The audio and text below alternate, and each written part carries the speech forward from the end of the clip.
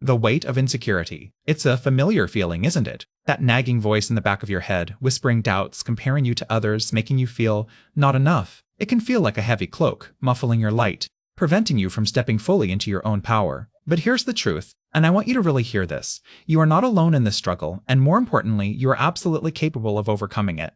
This isn't about erasing every single doubt, but about learning to navigate them, to lessen their grip, and to build a foundation of self-worth that can weather any storm. Think about where insecurity often stems from.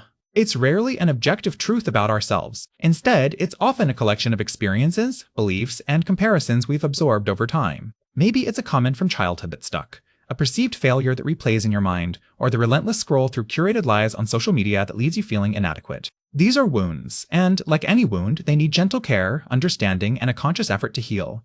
The first step, and perhaps the most challenging, is to become aware of your insecure thoughts without judgment. When that voice pipes up, instead of immediately believing it, pause, acknowledge it, say to yourself, there's that thought again. This simple act of observation creates space. It separates you from the thought, allowing you to see it for what it is, a thought, not necessarily a fact. You are not your insecurity, you are the conscious being experiencing it.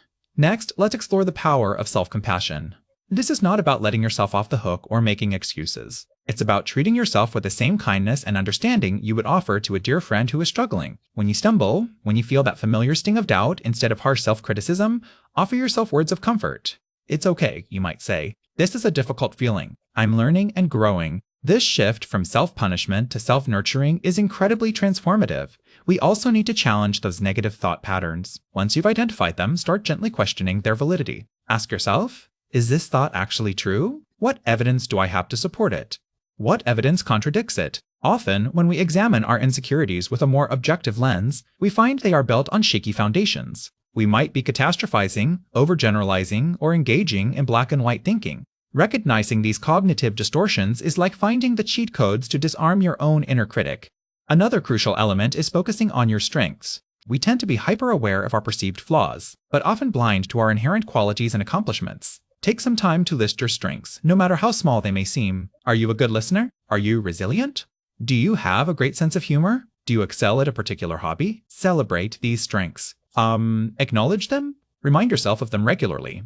This isn't arrogance, it's a necessary recalibration of your self-perception. Surrounding yourself with supportive people is also vital. We are, to a large extent, reflections of the environments and relationships we inhabit. Seek out individuals who uplift you, who see your value, and who encourage your growth. Limit contact with those who consistently bring you down or who trigger your insecurities. Your energy is precious, invest it wisely. Finally, remember that overcoming insecurity is a journey, not a destination. There will be good days and challenging days. The goal isn't perfection, but progress. Be patient with yourself. Celebrate small victories. Each time you choose self-compassion over self-criticism, each time you challenge a negative thought, you are building a stronger, more resilient you. You are reclaiming your power, one gentle step at a time. You are so much more than your doubts. You are capable, you are worthy, and you are enough, just as you are.